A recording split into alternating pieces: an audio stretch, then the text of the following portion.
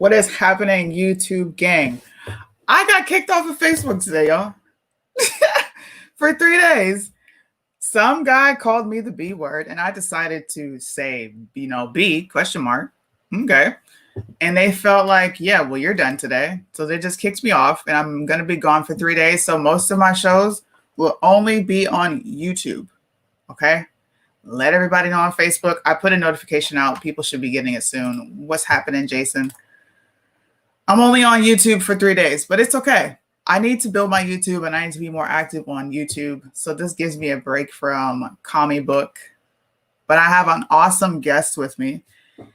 I'm going to let him tell you about him because he would give a better introduction to me. But I'm always looking to come together with fellow Black conservatives because we don't get the recognition we deserve. Right. So welcome to the Hot Mic, man. Thank you for coming on. And I'm excited. I've been watching you guys for so long now. So long for the day. Katie told me you guys. And I've been going through y'all stuff like crazy. Like, man, this is hilarious. It is absolutely hilarious. So I'm actually honored to be on here. But my name is Darren Robinson. I do live here in the Dallas, Texas area. And I was in Child Protective Services for 10 years, off and on.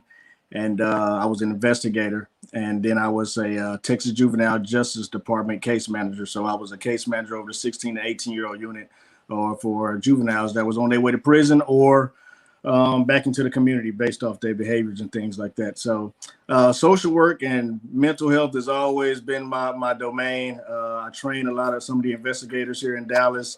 I train school districts and things like that, how to handle trauma and how to deal with minorities and blah, blah, blah, blah, blah. So that's my background. That's what I've been in for the longest, and I love it. But I am a stone cold-hearted Republican conservative. I love the movement. I love the message. I love the values.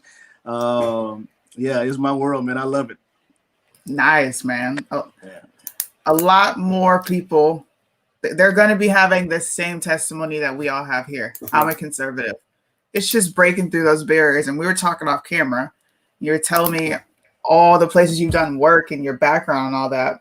Yeah. There are some places that myself, I feel like Candace Owens a bit and Brandon Tatum, these conservatives, we don't necessarily know how to reach that demographic. They automatically shut us off and like, yo, you a bootlicker, shut up. I don't want to hear what I got to say. Shut up, man, you acting white. When they turn their back on you, don't say nothing. I done heard it all. You know what? I don't care. I'm having a great time over here with the conservatives and the white folks, man. That's real tough. I am. You know what? When I came, reaching that demographic, and I specialize in the hood, and I lived there pretty much, my whole life. Mm-hmm. My mom left home when she was 13 years old. She got on the street, she got raped, got on drugs and all that kind of stuff. And she had 5 boys, and so 4 of us have never met our father before. And so my mom left home because her father was abusive. And so whenever we got in trouble, a single mother with 5 boys, and we in Milwaukee, Wisconsin, an hour away from Chicago. So we in the hood. And, so whenever we got in trouble, she would, beat us. She would beat us, take, a lot of people in the hood think it's normal, but, she would strip us butt naked, man, and beat us with a stitching cord and lock us in the basements. And she left us at home for 30 days at a time by ourselves. We just had it real, real rough. And so, I specialized in that area because I wanted to know what happened to our family. All of my brothers ended up going to juvenile, jail, and prison. My twin got 40 years. One did 17 years on a 22-year sentence. One did 10 years, one did 7 years. And so, and my mom done passed away now, so no father, no mother, brothers are kind of just dispersed. So that's kind of life that happens, when you come from the hood. So I like to study it and help people through it.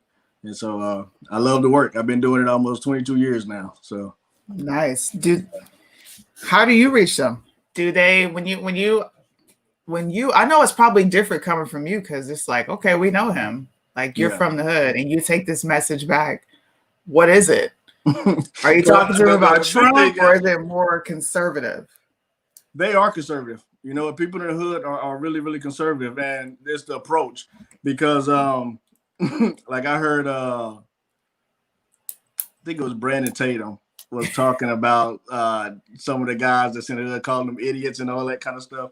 But you have, and all that get understanding, you Mm-hmm. know, and I started off doing that stuff way back in the day because I had a hard time with my brothers trying to figure out why y'all just won't stop doing this and why y'all won't just stop doing Yeah. that.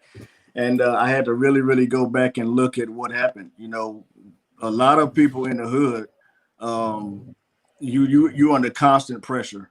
You know, constant stress, constant anger, constant worry, and people are born into this lifestyle.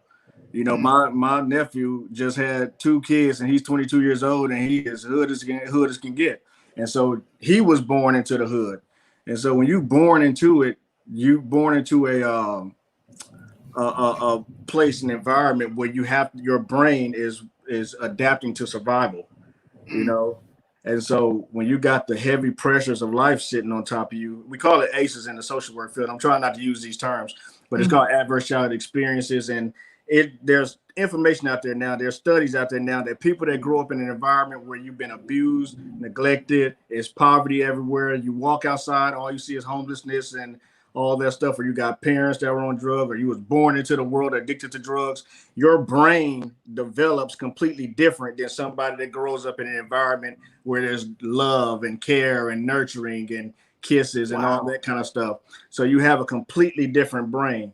And you have to know how to talk to that brain that was shaped in that type of environment Mm. in order to get to them. So when you when you come at them like, why y'all doing it? Y'all just dumb. Da, da, da, automatically they shut you off. You know, Yeah. they're not gonna listen to it. But if I can connect with you, not at black and white and conservative and Republican, Democrat, I need to connect to you at your values. What do you value? Do you Mm-hmm. value family? Do you value freedom? Do you value love? Do you know what peace is? Do you know what joy is?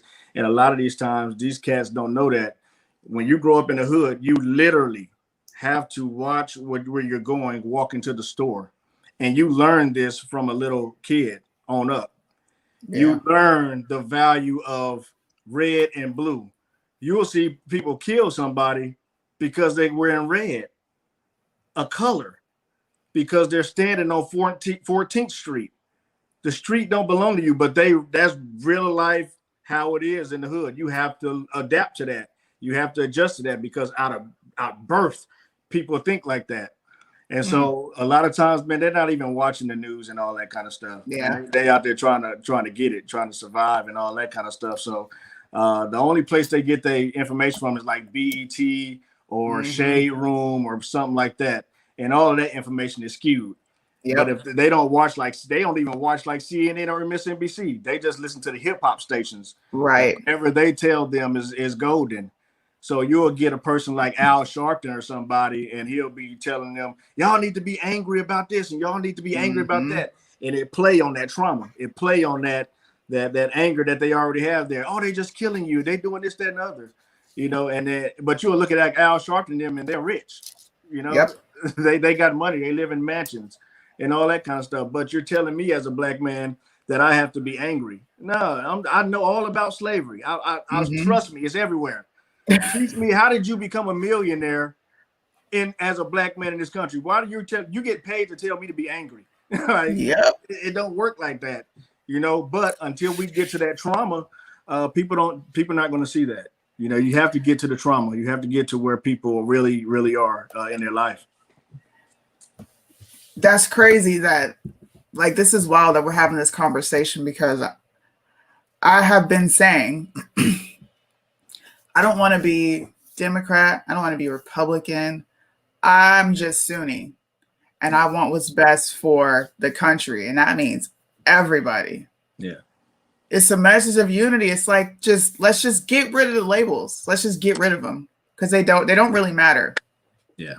At our core, they don't matter. Like, they don't. Being black ain't, look, I'm black. Okay. Yeah. I'm black. Yeah. They bringing me no check. Right. I was there was this one little cat. He was locked up. He was sentenced to like 30 years. He had committed a murder, and so he was on my unit, and I'm talking to him, And I say, I just call him Andre. I said, Andre.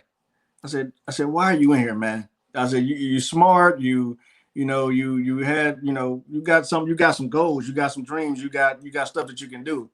And he say, man, Mr. Robinson, cause man, they was trying to disrespect me because they were flamed up. I'm like, well, because they were flamed up. Like, so what? I mean, what's that? I mean, I'm think I know that it means they had on red, but Yeah. to kill them, it has to go beyond that. Like, what about it though? He said, Mr. Robinson, nah, they was doing it in a disrespectful way. I said, because he had on red. And he said, yeah. I said, so you in prison because he had on red. But no, he was doing it disrespectful. Like he had a red shirt on, he had a red pants, he had red shoes, he had a red rag. And I'm like, so over a color. You have to break them down to the point where like, I don't care how he had it on. It's a color. It's a color. Like you're going to prison for 30 years over a color. And then when I can break through that part to get them to realize like, man, this really was just a color.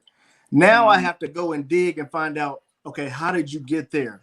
Yeah. You can find out where this kid, when the most interesting thing about CPS, man, you'll see kids at their beginning stages. I've seen a lot of beaten babies and babies born into the world addicted to drugs. It's one of the most horrifying things you can watch. The baby comes in the world hollering and pain. I mean, they grow up in that, and then they may get into a crib and cry for hours and hours and nobody bring them milk. Or, you got a parent that, may do drugs, and a kid watches these parents do drugs, and you wonder, how do somebody turn out to be doing drugs? And then I look at the kid and I say, oh, the kid is watching the parents. It's going to become what it sees, and they pick up the senses. They pick up, just like kids learn how to walk and talk and breathe from watching parents, they learn how to stress and be angry and all that stuff too from watching parents. And so they become that, they become that thing, man. And it's, but you have to break down to them. Like you have to get all the way down in there into their soul to figure out, okay, why do you think the way you think? Why do you act the way you act? Why did you make that decision? But a lot of times people don't take the time to figure out who people are. Yeah, they don't. I think and this segues into the topic of the show, which is Black culture. Negativity, violence, all these things have a gridlock on it's not even our culture. It's a culture that is not ours. Right. We take on this culture because as a community, we've been spoon-fed that we have no identity. Wow. Yeah. We actually do. We do. We do. And so I'm going to ask a question. And I want you to give me 3 things. They could be all good, all bad. Doesn't matter. Just the first thing that comes to your mind. Okay. When I say Black culture, what comes to mind? Beauty. Powerful. Brilliant. Very valuable. Yeah. Very valuable. And you'll see that because people were willing to put you on ships to get you over here. People are willing to pay millions and millions to get you to bounce a ball on their court. Run a football down a field. Buy your songs. Buy all your inventions. It's just we the ones keep saying, please take care of me. Please give me my food. Please give me my home. Once we get past that and realize how powerful and how much money and value Black culture is worth, people will start to realize, like, man, I can go buy land. I can create a business. I can actually get up and, you have to do the work. Send out an email. Fill out the paperwork, the grant, put the business plan together. You have to do the work. And you can, but a lot of times we don't begin. We'll sit there and beg. Please give me food. Please pay for my house. Please give me clothes. Get up and do some work. You are brilliant. Black people, the culture really is brilliant. The music is brilliant. And that's just, man, you'll find all kind of ethnicities in the Black neighborhood taking the money. If you look at like Tulsa, Oklahoma, 1921, we can do it. We had a whole Yes. wealthy place. Yes. We had a Yes. whole I wealthy say place. that all the time. Um, Black folks built Black Wall Street. Yeah. I don't care who burned it down. Right. It happened. It happened. That's a tragedy. We don't need to stay there. All right, you burned it down. I'm gonna build another one. And what you gonna do about this one? But we got into a place where you said it. You can, if you can make money off of something, it is not it can turn into a lifestyle. But what it is a product. It's a product. And they sell it to you through the TV screen, through what the rappers wear on TV, the music that we listen to. It's being sold. Yeah. All these things are sold, and it makes it worse when you do have kids that come from at-risk communities, from the hood, and you got these rich ass rappers sitting here rapping about the lifestyle that they live, glorifying it, so they think it's cool. Because, like you just said, their mind doesn't operate like my mind. Music for me is entertainment. I know more than half of the shit is fake. Right. Yeah. Yeah. Then when you look at the hood, man, a lot of those cats, man, they want to get out the hood so bad. Yes. They want to get out so bad, and they figure the only way out is rapping or playing sports. That's really it. And so when you get that final break and somebody say, I'll give you 200, or $1 million or whatever to make this song, and you like rapping anyway, you will take that money. But what happens is, like, look at Cardi B, Woman of the Year. Woman of the Year, and you look at what the media is selling off her. Now I can look at Cardi B and I can see her, the person, the girl broken. She come from the hood. She, ready to get out. She, all the traumas and all that kind of stuff. But now they bought her. They bought her she's a product. And now you got to look at what is the product? What is the media selling you off that product?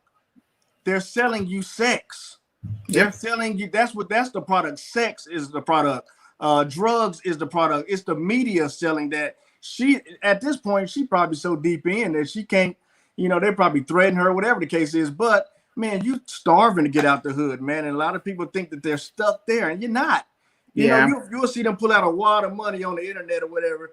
We out here getting money, and then they say, I want to leave the hood, man, but I don't know how. I'm just stuck here. Like, dude, get on a bus and go somewhere else. Like, you are not stuck. You are not. They think they're stuck in the hood. You have people that has never left the hood. And honestly, it's because there's a beauty to it. It really is, man. When you think about the culture of, like, Black suffering and all that kind of stuff, the music that came out of that, the barbecues, the family time, the fun time, there's a beauty to it. I relate to that because I didn't grow up in the hood, but I definitely fall in that statistic of the single parent home, the angry Black mother, where my mom didn't like my dad. Yeah. And whatever they had between them was between them. But it drove a wedge, not only because my dad really wasn't active, he didn't care to be, but you also have given me this image of my dad that you have as my mom. So a lot of us are walking around direct ramifications of being raised by a single mom. Like, that's where distorted self-image comes in, because when you disrupt the family, you disrupt identity pretty much, because people, okay, I need to know who my dad is, because that's essentially who you come from. Yeah. You know who your mom is, but you take on her attributes. I think that's why we got a lot of emotional men walking around. Yeah. We have a lot of young men operating in anger. Yeah. Because we just got to keep it real. A lot of us are walking around with anger as Black women. Yeah. The quicker we admit these things, we can fix it. Check this out. I'm at CPS, right? And I'm working. And man, I'm not all the way converted out of the hood yet. Our house used to get raided by the police and all that stuff. It was the trap house. And so, man, I just wanted to get out of the house. I was like, man, like, y'all don't understand. When you rob a bank, you're not supposed to bring the money back to the house. Like, don't you got a place where you're supposed to go for that? Like, I am not a part of this. So I don't want to but anyway, so I was ready to get out the house. I love my brothers there, but man, they were wild. And so ready to get out of there, man, and didn't know how to really navigate through life. So I went to college. I was the first one to graduate high school in my family, first one to go to college.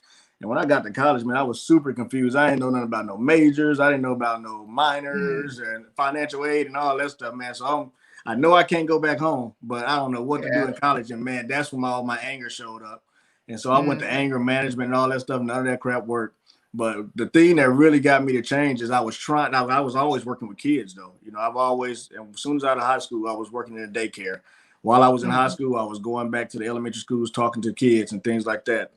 I worked in after school programs with school districts, everything. So I've always worked with kids. And, you know, when I was trying to be different, you know, and not be hood and all that stuff and lose the language, I had to put other tools in my belt. You know, I had to learn how to talk differently. I had to learn how to lighten my voice up a little bit. I had to learn different lingo. Everything the hood taught me, I had to do something different. Now I can always snap back to hood, but it's just like a boxer. You got to have more than a jab. You know, you got to have an uppercut. You have to have more tools in your belt. So I learned how to talk differently. I mean, intentionally learn how to talk differently, learn how to dress differently and all that stuff. But there will be moments that I would have that would just make me snap right back. And so I'm at Child Protective Services, right? And this is professional office and all this crap. And the office manager, he wanted to make a point of like he didn't want no more signs and stuff on our doors for whatever reason. And so he took my Texas Longhorn sign off my door to make a point, like as an example for the whole office. And so I'm come back on a case. I'm like, man, where's my sign at? So I'm walking all around the office. There's a big, like, hey, have you seen my sign? Everybody saying no. Come to find out, he took my sign and gave it to this other lady to hide because he wanted to make an example and send out an email to everybody. Oh my God. Oh my God. The Negro in me came snap out, man. I went off. I started going down the hall, taking everybody else stuff off their doors, talking about, nah, he took my shit down. I'm taking your shit down. And I went all the way around the hall and I got to my supervisor office and she heard me coming out, heard me down the hall saying this stuff. And she looked out her door. She said, Darren, are you okay? I had to look like, damn, I think I am. Yeah, I went back to my office and I was like, bro, that gotta stop. I gotta lose that. Man, I had to learn how to now recognize another part of me that was there. Another element of my behavior. I had to look at myself like, Negro, you angry, bro. You are angry. Why? And I had to dig down into my childhood, go into those emotions, man, and find it for myself. Because it'll mess up my whole life, man. It always stems from the mother because that's who we spend all our time with. Yeah. That's why it's important to have fathers in the home. Absolutely. Some people are like, do you think you would have turned out any different? Yeah. I wouldn't have felt the need to look for, I was not promiscuous. I was not out there like, you know, looking for my dad, but it wasn't hard. Yeah. For it to make me feel special. And that's a dangerous place for a young girl to feel. Yeah. The one guy saying you're pretty or giving you a compliment, when that builds you up rather than you knowing for yourself because the man who's supposed to raise you taught you what you're supposed to expect from a man, how you carry yourself. You know, as a young lady, your mother's supposed to give you that. You lack it and you go look for it elsewhere. Yeah. It's real. It's a real thing. Yeah, fathers are definitely needed, you know, real ones. Yes. Yeah. I mean, you got some that are tear a family apart, but when you have real strong male leaders in the home, everything turns out different. I mean, I've seen so many cases, man, and just gone to so many broken homes, and I would say probably 85% to 90% of my cases almost were the mother and the child that I had to deal with, and the father would not be at home. You know, and it's a hard thing to see. I'm a fatherless kid. You know, I see what happened to my whole family. You know, I am that fatherless boy, man. That's why I say no. I don't know who my father is. I never met this cat. You know, but at some point we got to realize that everybody has a story. You know, I've seen white people with some very, very traumatic stories. Trump's mind by, you know, I've seen Hispanics with some very, very traumatic stories. At some point, you got to realize that you have got to want to do better for yourself and not hold your trauma up here, you know, and Mm-hmm. hold, oh, y'all beating me and y'all did this and y'all did that. And my mama used to do this and my daddy used to do that. You are the only one who got to live in your body. And you can go to prisons. Everybody has a story. The same story. Yeah. You have to be able to overcome it, you know, and see what you can do to become the best you. That's why I don't beg the government for nothing. You don't have to create something. What are you good at? You know, what is your purpose? What are you Mm-hmm. here for? Who are you here to affect? You know, are you just gonna sit around and be angry? I have no urgency at all to put on a mask, to be worried about no damn virus, to be sitting around. Man, I've been hanging with these conservatives, especially Katie and Joe. We've been going out to the lakes. We've been going like the broken boat cabins. We've been fishing and just, man, I'm having the funnest time of my life. You know, I really am. I don't have time. I grew up in that crap, man. Why? I grew up under a democratic system, and my whole life, the government has always been like this. They've always had pressure on us, you know, and we've always been screaming about injustice and all that kind of stuff. Mm-hmm. You know, now that you finally got a president in the office that's saying the same thing you're saying, you so traumatized you can't even realize that he's really there to help you. He's saying the very same stuff that you've been saying for years, and you can't even recognize it because you that traumatized. It's Stockholm syndrome. It really is. It's Stockholm syndrome. That's what the part that gets me like, boy, we are totally jacked up. You know, I just look at us and the way we respond to this stuff and like, yeah, we out there, man. we out there. But I mean, I hate when people say, well, this is a legacy of slavery. No, this is a legacy of terrible racist, because it's racist policy. Yeah. There were racist people that were in politics. Yeah. Okay. And at that time, they dominated. People don't even know about the first 7 black senators because Democrats have dominated history. Yeah.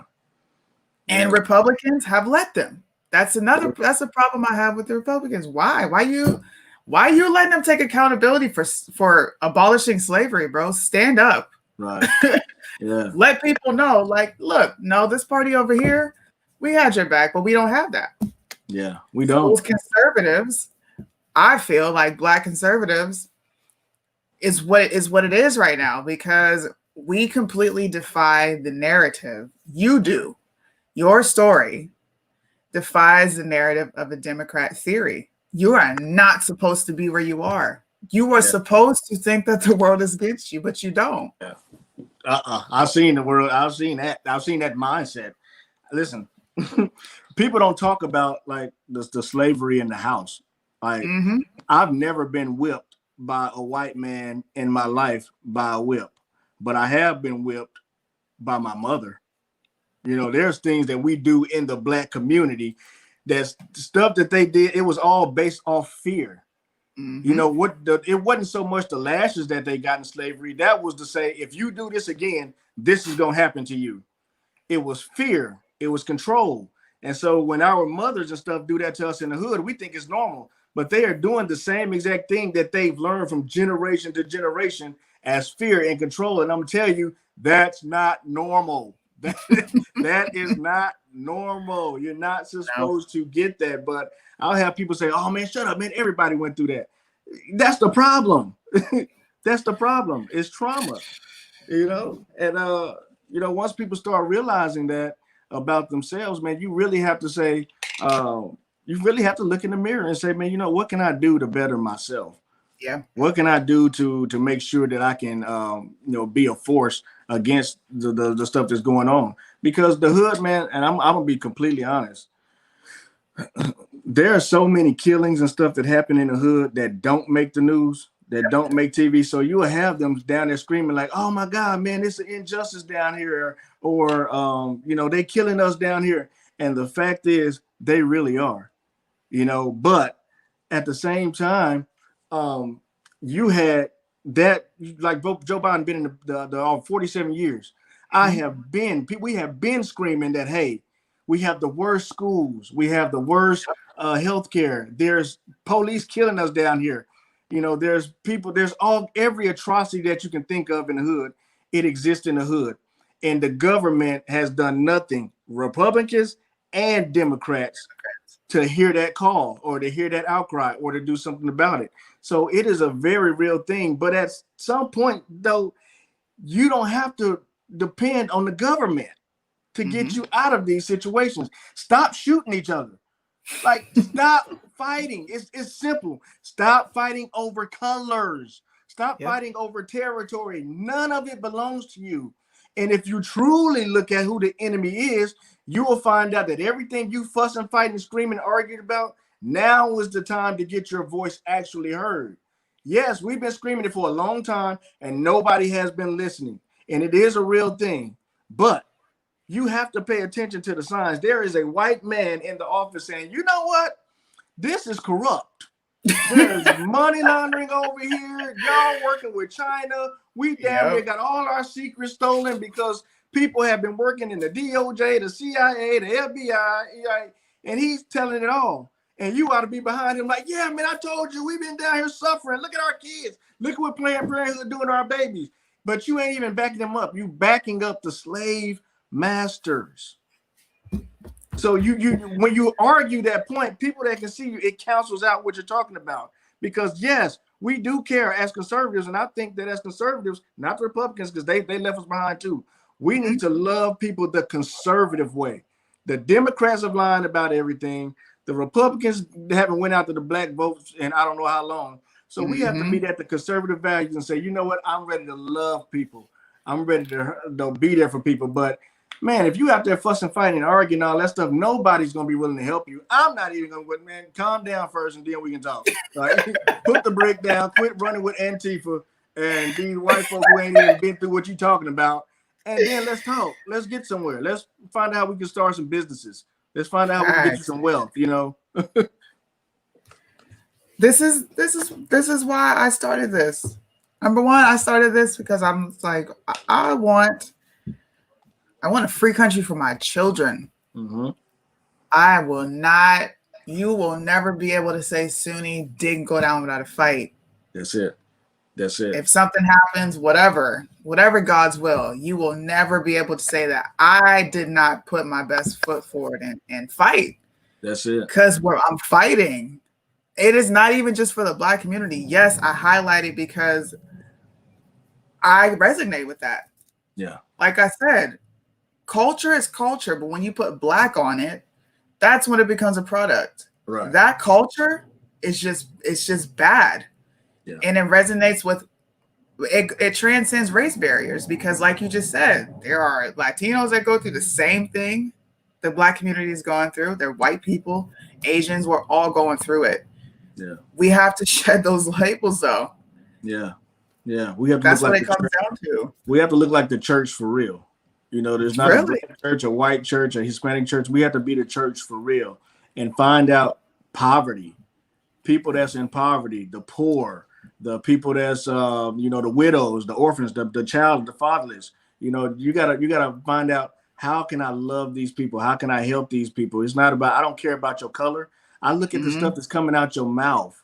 I can tell when you talk and when Cash talk. I'm seeing you guys. I can close my eyes and look at you, and I can tell exactly who you are and never open my eyes and have to see you. I don't have to see your physical body at all. What's coming out of your mouth? These are the thoughts that are in your head. This is the stuff that's in your heart. And if I can identify with the stuff that's coming out of you, we cool. And then if I talk to somebody that I can't identify that with, my next step is, okay, can they help me in another area as far as business or something like that? And I'll keep them in a certain area. But if we can't do business together, nor can we talk together, then I'll just love you as my enemy. But I ain't gonna fool with you, but I'm gonna love my enemies too. I don't have time to be fucking fighting and arguing with folks. It's just, if you don't like the truth, oh my God, man, I'm sorry. Biden is a liar. Right. Democrats are wicked. I'm gonna keep stressing that until I'm blue in the face. because like you said, I don't want my kids growing up in that world. I really don't, man. I want Mm-mm. faith, family, and freedom. That's what I'm all about, man. And right now, I truly believe that it's time for Black conservatives. Well, conservatives forever. I mean, everybody, but especially Black conservatives. You need Mhm. to stand up. You really need to stand up. We need to quit all that silent majority crap. That man, whatever, loud majority. Talk. Yep. Don't be scared to say that you're a conservative, man. People gonna get mad. Let them get mad. They're gonna be mad at you for some other stupid reason anyway. You know what I mean? Yeah, if you mad because I'm telling the truth, that's a stupid reason. But hey, my Negro, I don't know what to tell you. I don't know. Look, there's a new wave of conservatives. Like there's a new era of conservatism emerging. Yeah. I'm one of those conservatives. I'm not afraid. I'm going to say what I want, how I want to say it. Now I'm super respectful. But the second you hop out of line and you call me one of the three, you call me a bootlicker, you call me a coon, you call me Uncle Tom, it's on. I don't care. On my very first video, a Negro called me he said, shut up looking like Harriet Tubman.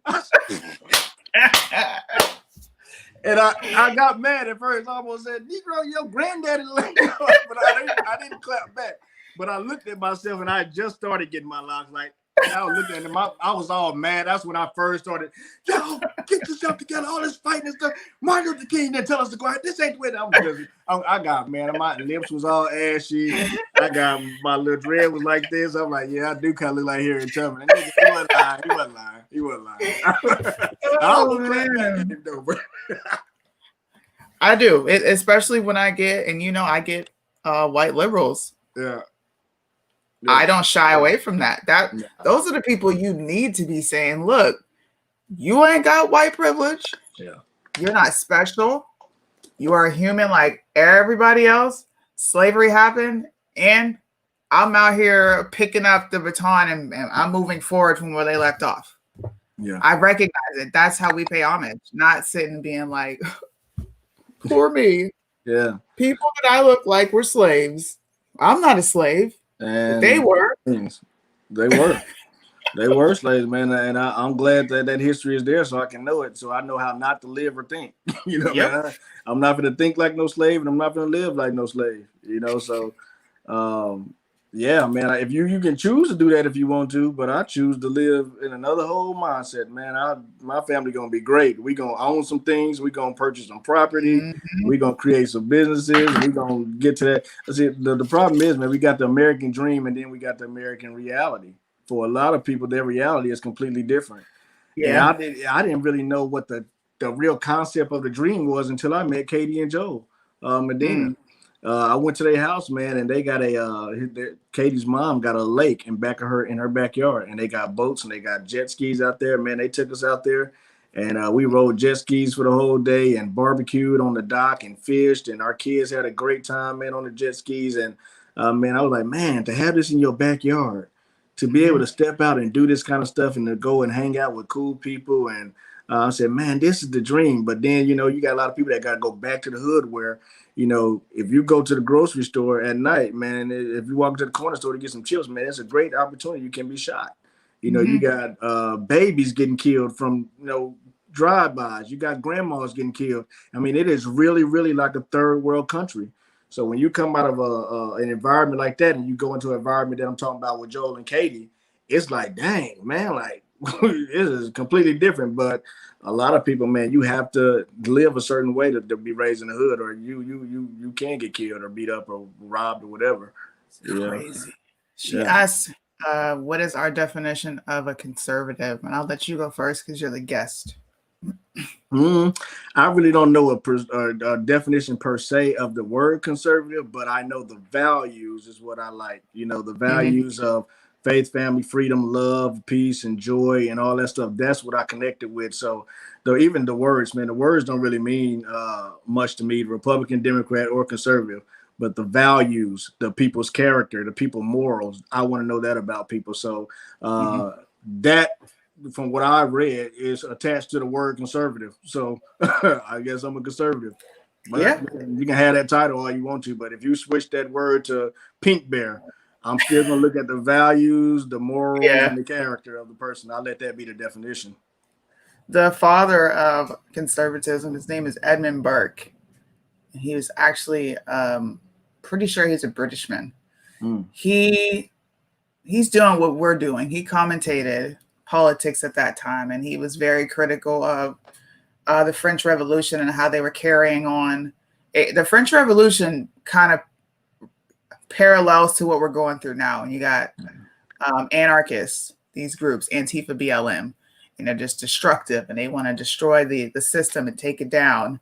That was the French Revolution. But then you had the American Revolution where he was like, wow, okay, these people are fighting against tyranny, but they're going about it in a completely different way than these guys are. These guys are angry and they're destroying everything. And then you have these Americans over here, conservatives, that are making a constitution, getting things together to actually have a country and function outside of this tyrannical government. Wow. And his favorite quote is, "Those who don't know history are doomed to repeat it." Mm. So when you look into the French Revolution and you look at the American Revolution, you're looking at 2020. Wow. Wow. I didn't know that. It's crazy. That's great stuff, man. I didn't know that. What's his name again? Edmund Burke. Edmund Burke. I gotta go look that up. I like that. Man, ever since I became a conservative, I started reading. Tom Cruise. I mean, not Tom Cruise, that Negro. What's his name? Ted Cruz.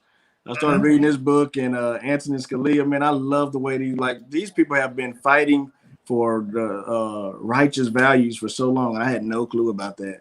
You know, I didn't know what they was going against in that in the government and what they've actually been fighting for this whole time. You know, it's crazy to see that. Sean Hannity's got a dope book. This book is about the fight against socialism, which is what we're going through now. And he talks about all the little intricate details that you get as a journalist. Of course, he works for Fox. You know, Fox is media, but this is a really good book. Okay, I'm gonna check it out. Read it. And this one too. I haven't finished this one. God dang, Sean Hannity. This is a funny one because it's called Taboo and it has everything in the Black community that you're not supposed to talk about. Really? The first thing, talk about everything. The first thing is it's a Black author, by the way. The very first thing he talks about. I can't see it in my eyes, bad. Police aren't murdering Black people. Hey, man. Not the numbers they talking about. It's a complete. Nah, they done hype that up for political reasons, man.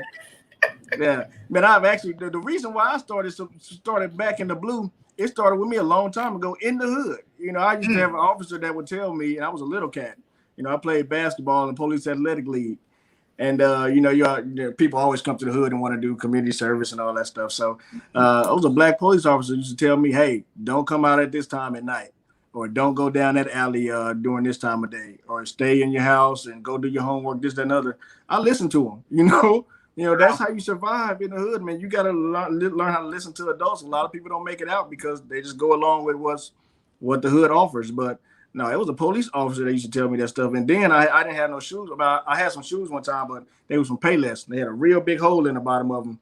My mom couldn't afford none. And he went to the store and bought me some Patrick Ewings, my first name brand shoes, man. And this was an officer. So ever since then, man, I've always liked officers, man. I joined DARE. I joined, you know, all their little programs. I go back and speak to gangs and all that stuff with them. So, I mean, I love the police. I mean, you know, I know there's some injustice going on, but you know, I like them. You know what they stand for.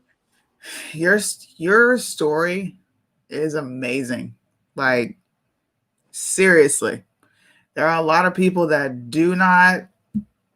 They walk around with that stain and that anger from everything they experience. Mm-hmm. So you're amazing, bro, and I'm glad you came over to the good guys. It's a lot of us. It really is, man. It's a lot of people. It's a lot of people doing some amazing stuff in the hood. They really are, man. There's a lot of great mentors there. I mean, I to be honest, I love the hood. That's why I like studying it so much. I really do love the hood. I love the people there.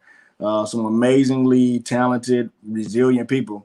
When you grow up in that lifestyle and you still like can have your faculties and all that stuff, just look at what the world is going through now. and we can all see it. Well, that has always been that way for the hood. It's always been what we see it, what the world is seeing right now. Yeah, Yeah. it's always been that. And so where a lot of people losing their mind, black people in the hood, like, it's another day. What's going on? Like, why everybody tripping? What's the problem? You're absolutely right, because I lived in a small town called Goldsboro, North Carolina. And there is two distinct parts. You are told to stay away from what is it called? Elm Street. Don't go down this road. You get over here to Slocum. Exactly. It's I was floored by what I saw, and I actually became really good friends with some people there. Yeah. And they would be like, "Yo, let's go to your house. Why you always want to come down here?" And I'm like, "Why? You guys are like, damn, we're chilling, we're playing basketball." Right. A lot of times his mom would cook out and stuff. Yeah. There was violence there. Absolutely. There was drugs there, prostitution, there was all this stuff around, but they had, as dysfunctional as it was, they had their family and they had love. There's love. They also had, right, all those realities were constantly going on around them, and they would come hang out at my house, and they would be like, I thought it was funny, like, dang, can we go out there? Are these white people gonna call the police? I'm like, what? Right. Go to court. No, man, we don't trust that. Like, man, you white folk, right, man? When we see white people, it's like, hey, man, who that? I don't know, bro. Might be undercover. I'm gonna get my friend Mark, because we're still friends to this day. This is actually a guy that I met. He's a dope music producer, but he's like you. Wow. He grew up there. Don't really know his mom or his dad. Wow. He just knows a lady took care of him. Actually, he does know his mom, but someone else took care of him outside of his mother, and he grew up the same street, doing the same stuff, and he's like 32 now. Yeah. And I would just be like, yo, why won't you just leave? And he was like, it ain't that easy. And I would never understand that and be like, why? You can go get a job and go. And he was like, you don't understand. And he would never really be able to explain it to me. So I would just put it off, like, whatever, you're making excuses. But talking to you now, that entire period of my life makes a whole bunch of sense now, because I would really want to come down to the hood and chill, and people will be like, fun. I mean, it's a fun, dope place, man. People are resilient down there. I mean, here's the crazy thing. A lot of the stuff we laugh about be really trauma though, but we just don't know it. Like, so there was this wino one time, so the beauty of it, there's this wino, his name was Bookman. And he would always walk down the sidewalk, and he would be just drunk or had these raggedy clothes on with a just an overcoat, which he wouldn't match, But everybody knew him as Bookman. Like, what's up, Bookman? He was cool with everybody talking. So one day we sitting outside and everybody talking, sitting on the porch, and he walked by and he said, "You know what I do to these crackers when they run up on me?" And he pulled out a gun and started shooting it in the air. My brothers crack up laughing. Bookman, you stupid dude. I'm looking at like, is that supposed to happen? Like, that ain't what normal, was it? But eventually, I was always analytical. I was like, that don't make sense, So after a while, after my brain go through that process, then I'll just start laughing. Like, man, these Negroes are wild. But it was fun. It was funny. We laugh at stuff like that, or we laugh at, hey, you remember that time when we like my mom used to have boyfriends, and she got 5 boys, and whenever the dude acted up, we used to beat him up. And so, but that was stuff, man. You seen how I hit that fool in his head? You seen how I kicked him? And we'd be laughing about it. But when you grow up and think about it, like, all that's trauma. Yeah. But we find joy in that kind of stuff. You're seeking for some type of joy. So we laugh about stuff that we really supposed to be traumatized about, but I'm gonna look. I had some traumatizing moments when I was there. I was like, yo, I ain't never seen this. This. We're laughing at it now, but I was scared. I'm like, yo, do I get in my car and leave? Is the police about to come? Like, stuff that you think would have the police there in an instant, bro. They do not show up. They're not coming. They got to be something serious. Gangs are out in full effect. They're out. Yeah. They don't hide it. I watched a gang almost beat the life out of a man. I'm telling you, I was sitting there scared, like, what do I do? I've never been in a situation like that. And you better not get involved. You better not try to break it up, and they'll stop when they stop. And you next if you get involved with it. So it's little stuff like that you got to learn to navigate through the hood. When you see somebody getting beat up, outside the hood, it's like, hey, go help them. In the hood, you better stay away. Just keep a distance. Let it ride all the way through. Because if not, you next. So it's little stuff like that, little codes like that people got to understand about the hood. It's a lifestyle. It really is. It's a harsh reality. Yeah, a lot of times they'll lump it in with poverty. They'll say a poverty area. But if you look at like crime maps and all that kind of stuff, they got them mapped out. They got the hoods and all that kind of stuff mapped up, and it's a different place. It is a different ideology. If it's just a different way of living, it really is. You have to understand that to be able to get them to, understand what the stuff we talking about was as far as the government and China and, all the stuff that's going on. Yeah, you're right. This is wow. I'm remembering everything. This was like 2 years ago that I finally had these experiences. I remember I was friends with them, and he was like, "When are you gonna hang out?" And I'm like, look, where I grew up, you don't go to you stay away from it. But they were so cool. Yeah. So I'm like, I'm gonna come down here and ball. I love playing basketball. So I went down there and hung out with them, and I was like, damn, this is not bad. Hey, if this do that, just let it just fall. This motherfucker fall all the time. I'm like, dang, man, I have to do something about that. But it wasn't. I'm like, okay, it's not that bad. And then I looked at their living conditions, and they were in a house, no heaters, no couches, no bed, nothing. Yeah. And when you look at them, you wouldn't think that that's what the inside of their house looked like. So I just felt it in my heart. I'm just like, I'm about to go home to a bed, heat, food. Yeah. So I'm like, yo, let's go to Walmart. And they're like, for what? These are some hardcore gangsters. Okay. I'm just like, come on, I'm gonna take you out to Walmart. And they're like, all right. I put like 3 or 4 beds in there, or blow up mattresses, and they were looking at me like, why are you helping? Yeah. Do you feel bad for me? Why are you doing this? And I'm like, no, I look at you guys as your people. You're my friends. And I'm going home to sleep in a bed. You think I'm gonna leave you here with nothing? Yeah. But they were so suspicious of me. They thought at one point I was the cops. They would be like, oh, the feds is here. Everything is listen, the hood has such a high sense of discernment. Think about lions in the wild. You have to have a very, very high sense of discernment because everything is a scam. Everybody trying to come up, everybody trying to get over, everybody trying to find their way out. It's a survival place. So you got to question everything. Like, oh, man, what you doing this for? Yeah, man, nah, bro, you want something, bro. Nah, it's like, dude, take it. Like, help, bro. That's what the real help looks like, But it's a different place. It's a different way of living, man. You gotta discern everybody and everything because it's a very high manipulation. The government manipulates you. Oh, we're gonna do this for you. We're gonna do that. The conditions are still the same. Like I don't know really that, but it's a manipulation. I mean, but you look at like how the media right now is manipulating them. You can see how deep the manipulation go right now because it's on display. They are the conservatives and all that stuff. We are watching them spoon feed lies to the black community and to the poverty community, really. And you don't even see it on the media. When you look at like MSNBC or CNN, it's completely different than the truth. So that's a mental thing, man. It completely warps the mind. It's all about manipulation. It's all about deception. And when you can get people depending on you that you can trick that long, I mean, man, they there. You got them, until they take a red pill. I can do it. Oh, what happened?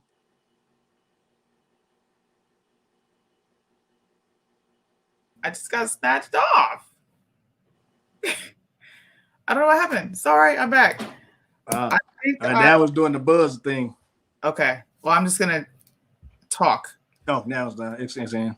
I think I left an impression on a few people while I was there because I used to be attached to an indie label, and these guys knew that about me, and then they found out who my uncle was, and my uncle's Billy Blanks, a typo guy. So every time I would pull up in the neighborhood, they'd be like, "Oh, they go Illuminati." That's what they knew me as. They would call me Illuminati. But I would always tell them, like, look, you can have everything everybody else has. Yeah. It requires hard work. And a lot of them would be like, I'm going to work a job for 2 weeks and then I'm going to quit. Like, I don't need it. I'm going to just go back to selling weed. Because that's all they know. Yeah. Yeah. So I think I left an impression there. And you're going to leave your mark because you came from it. Oh, man. And I want to have you on again so we can talk about more of what you're doing in the community, man. It's crazy. Well, real quick, it's called Texas Minority Coalition. We're trying to do things, man, to go back into the community. A lot of right now, a lot of people are focusing on the rallies and stopping the steal and all that stuff, and we need that. So while we're doing that, we're also trying to go back into the community, get the fathers back in the home. We're trying to reach out to those traumatized individuals and help them start businesses and, actually go and talk to them about what conservatives actually do and what we are and show them who we are. The Republicans have disappeared from the Black community, and we're going to go down there and show them, like, no, this is who we are. We do serve. We do love. We do see you guys. I know the Democrats have been lying. It's all over the place, but we are here to help you. We are here to show you and love on you the conservative way, and put programs, things in place where people can actually start to, build themselves up. So we're running for city council. We're running for the school boards. We're going back into the communities. We're getting some of these fatherless kids and clicking up with the Medinas, taking them hunting, taking them fishing, taking them jet skiing, showing them a different side of life and teaching them who conservatives really are and show them what we are. We chill. We have fun. We keep it cool. We keep it gutter. We got personalities on podcasts and all that kind of stuff, but man, we know how to chill too. You know what I mean? Facts, man. Once we can show them that and let them experience it, man, we can get a lot more people involved with this thing. Well, thank you so much for coming on, bro. I'm going to have you on again. I hope you're going to be a recurring guest on this. I think I might even have you on yesterday we did a live where we had a liberal to come on. I want to throw you in there because a lot of them are talking from talking about what they don't care about the Black people. What about the Black people in hell? Y'all don't even live there. So I'm going to throw the monkey in the ranch. I'm going to throw some stuff in there. They'll do it, man. Thank you for coming on. Thank you for hanging out with us, guys. I'll be back on Facebook in 2 or 3 days. Yeah. These shows are going to be on YouTube only. I will post it again on my Facebook. If you want to watch this live, you're going to have to share it on Facebook. Drop the link. Thanks for tuning in. Thanks for hanging out with me. Man, remember, gotta do it again. We do. Everybody, it's time to just get rid of the labels. Just get rid of them. Yeah. We need to look at people at a basic human level. And everyone in America, unfortunately, is not getting what they deserve. Yeah. Still be bold. Still stand for what's right. But, look Facts, at people who they are. But don't cower down either. Hey, man. I'll be back tomorrow with the Hit Squad. Yeah, we'll be back tomorrow with the Hit Squad. Pretty sure it'll be on Corey's page. Pretty sure I might be hopping around tonight doing shows with Cash, so you might see me bouncing around. But this is my time. I appreciate you guys. You have an amazing evening.